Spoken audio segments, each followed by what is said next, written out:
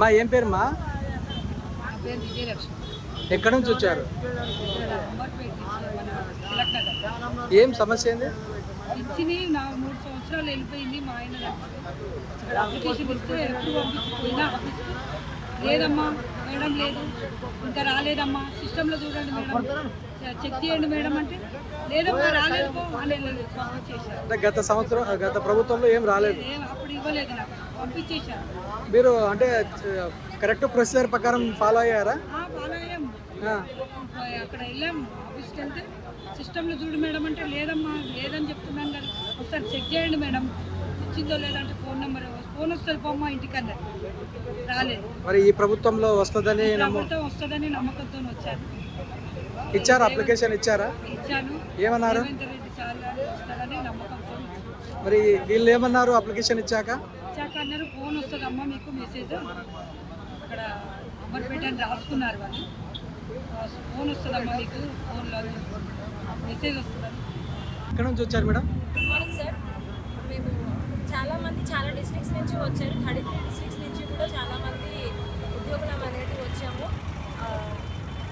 Sir మా problem వచ్చేసి ఇప్పుడు ఏంటంటే మేము తెలంగాణ మైనారిటీ రెసిడెన్షియల్ ఇన్స్టిట్యూషన్లో అవుట్సోర్సింగ్ ఎంప్లాయీస్గా వర్క్ చేస్తున్నాము. మాకు కనీస ఉద్యోగ భద్రత కల్పించాలని మేము రిక్వెస్ట్ చేస్తున్నాము సీఎం గారిని. 12 months pay equal work equal pay మేము రిక్వెస్ట్ చేస్తున్నాం సార్. మాకు 11 months శాలరీ మాత్రమే వస్తుంది. అండ్ మేము సీఎం మాకు ఆల్రెడీ కోమటిరెడ్డి వెంకటరెడ్డి సార్ కూడా కాంగ్రెస్ ప్రభుత్వం వస్తే 12 month కాంట్రాక్ట్ అనేది అవుట్సోర్సింగ్ అనేది లేకుండా రెగ్యులరైజ్ చేస్తామని ఒక మాటని ఇచ్చారు కదా. ఆ మాటని మేము ప్రజా దర్బార్ అనే ఒక అవకాశం మాకు వచ్చింది కాబట్టి ఇక్కడ మా వాణిని వినిపించడానికి కోసమని చాలా డిస్ట్రిక్ట్స్ నుంచి చాలామంది వచ్చాము. మాకు ఈక్వలైజేషన్ కావాలి సార్. మేము సేమ్ త్రూ రిక్రూట్మెంట్ అయ్యాము, సేమ్ ప్రొసీజర్ త్రూ రిక్రూట్మెంట్ అయ్యాము. మాకు చిన్న చూపు చూడకుండా మాకు కూడా అవుట్సోర్సింగ్ నుంచి రెగ్యులరైజ్ చేయాలని కోరుకుంటున్నాం సార్. అంటే గత ప్రభుత్వంలో ఈ ప్రాబ్లమ్ని తీసుకెళ్లారా మేడం? అంటే లోకల్ మినిస్టర్స్ దగ్గరికి వెళ్ళాము. బట్ అక్కడ ఎక్కడ మాట అనేది అంత స్ప్రెడ్ అవ్వలేదు. బట్ ఈ ప్రజా దర్బార్ అనే వాణిలో మా వాణిని వినిపించడానికి మేము వచ్చాం సార్. ఉన్న అవకాశాన్ని వినియోగించడానికని మేము అందరం ఏకమై వచ్చాం sir. Praja Darbar sir that please save our job. We are working very hard and though we are not getting the salary on time also and we are not getting 12 months pay. Please sir, we have approached the local minister also but we are requesting you to this Praja Darbar. We have also been appointed through proper channel only sir. We have written the test, we have also faced the demo and interview and after certificate verification only we got the job sir. Please save our job sir and we want and we request you to make our job as contract. Please give us 12 months pay and please make us contract equal pay we want sir. Telangana minority residential college और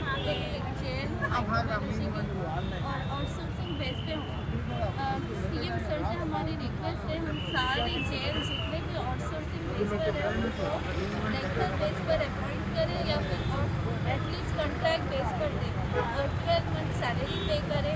हम भी regulars की तरह ही हम भी उतना ही work hard करते हैं, उतनी मेहनत करते हैं. Please sir save our jobs. We want job security. Thank you sir. ఎక్కడి నుంచి వచ్చారన్నా? మేము ఇక్కడ హైదరాబాద్ మెహదీపట్నంలో ఉంటాము. మా ఫాదర్ డిఫెన్స్లో వర్క్ చేశారు, ఆర్మీలో వర్క్ చేశారు. వర్క్ చేసే టైంలో ఫ్యామిలీ కోసం అని చెప్పేసి మేడ్చల్ మండల్ కాప్రా మున్సిపాలిటీ అండర్లో వంపుగూడ అనే ఏరియాలో ప్లాట్ కొన్నాడు. India level through out India transfers ఉంటాయి వీళ్ళకు. సో వీళ్ళు అక్కడ సిక్కింలో, రాజస్థాన్ ఏరియాలో, జమ్మూ కాశ్మీర్ ఏరియాలో అక్కడ డ్యూటీ పర్ఫామ్ చేయడానికి అక్కడక్కడే ఉంటుండే. సో ఇక్కడ ఏం చేసిందంటే వీళ్ళ ల్యాండ్స్ ఇక్కడ ఉన్న లోకల్ పీపుల్ వాళ్ళు కబ్జా చేసేసారు. మేము ఎన్ నెంబర్ ఆఫ్ టైమ్స్ మేము ల్యాండ్ మీదకి వెళ్తే వాళ్ళు గూండాస్ని పెట్టించి భయపెడుతున్నారు, మళ్ళీ మిమ్మల్ని కొడతాము చంపేస్తాము అని భయపెట్టారు. సో పోలీస్ స్టేషన్లో కంప్లైంట్ పోలీస్ స్టేషన్లో కంప్లైంట్ ఇవ్వడానికి అని వెళ్తే ఇది సివిల్ మ్యాటర్ అవుతుంది, మీరు రెవెన్యూ డిపార్ట్మెంట్లో చెప్పుకోండి అనడానికి వాళ్ళు అన్నారు. వాళ్ళు కోర్టులో కేసు వేయలేదా మరి? కోర్టులోనన్నా కేసు వేయలేదా? మేము ఫస్ట్ మేము ఏం చేసామంటే మేము ప్రైమ్ ఇక్కడ లోకల్ ఎంఆర్ఓ గారికి ఎన్నోసార్లు మేము రిప్రజెంటేషన్ ఇచ్చినా అని కూడా వాళ్ళు ఏం రెస్పాండ్ కాలేదు. కాకపోతే మేము ప్రైమ్ మినిస్టర్ మోడీ గారికి లెటర్ పెట్టుకున్నాము. పెడితే మోడీ గారు ఏం చేశారు, ఆ లెటర్ని వాళ్ళు ఇక్కడ ఎండోర్స్ చేసి సీఎం క్యాంప్ ఆఫీస్కి పంపించారు. అక్కడ నుండి శ్వేతా మహంతి గారు ప్రజెంట్ అప్పట్లో కలెక్టర్ ఉండే, తనకు ఆ లెటర్ తనకు రిప్రజెంటేషన్ వచ్చి ఎంక్వైరీ చేయండి మ్యాటర్ మీద అంటే తనకి సబార్డినేట్ ద్వారా ఎంఆర్ఓ గారికి లెటర్ పంపించిన అని కూడా మీరు వెళ్ళి వాళ్ళ గౌతమ్ కుమార్ గారు ఎంఆర్ఓ మీరు వెళ్ళి అతనితో మాట్లాడండి అంటే అతను ఎప్పుడూ ఆఫీస్లో ఉండరు సార్. ఇంకొకటి వాళ్ళకి ఎప్పుడో కాల్ చేసినా కూడా పిక్ చేయరు. ఈవెన్ డిప్టీ ఎంఆర్ఓ గారు కానీ ఆర్ఐ గారు కానీ ఆర్ఐ శాలిని గారు ఎప్పుడు అవైలబుల్ ఉండరు సార్. ఇంకోటి మేము ధరణిలో కూడా మేము ఎంక్వైరీ కోసము సర్వే కోసం అని అప్లై చేసుకున్నాను కూడా ఏం చేయలేదు సార్, ఎవరు రెస్పాండ్ కాలేదు సార్. ఇప్పుడు ఆనరబుల్ సీఎం సార్ నుంచి మేము రిక్వెస్ట్ చేసేది ఒక ఆర్మీలో వర్క్ చేసిన ఒక ఎంప్లాయీ దేశాని కోసము అని చెప్పి త్రూ అవుట్ ఇండియాలో వర్క్ చేసుకోవడానికనని తన డ్యూటీ పర్ఫామ్ చేయడానికనని అక్కడికి వెళ్తే ఇక్కడ ల్యాండ్ క్లాబర్లు వీళ్ళ ల్యాండ్స్ని కబ్జా చేసేస్తున్నారు సార్. ఇప్పుడు ఆనరబుల్ సీఎం సార్ని కోరుకునేది ఏంటంటే ఇట్లాంటి ల్యాండ్ క్లాబర్స్ మీద సివియర్ యాక్షన్ తీసుకొని ఇట్లా ఎంప్లాయీస్కి వీళ్ళకి ఎవరైతే నిజంగా బాధితులు కోల్పోయిన వాళ్ళు ఉన్నారో ల్యాండ్స్కి వాళ్ళకి జస్టిస్ చేయమని కోరుతున్నాం సార్ మేము. మరి ఇప్పుడు లోపల ఇచ్చారా ఫిర్యాదు? ఇప్పుడు రిప్రజెంటేషన్ ఇచ్చాను సార్ నేను. ఇప్పుడు ఏమన్నారు సార్? వాళ్ళు యాక్సెప్ట్ చేశారు. మీకు 3-4 డేస్లో మీకు మెసేజ్ వస్తుంది మీకు.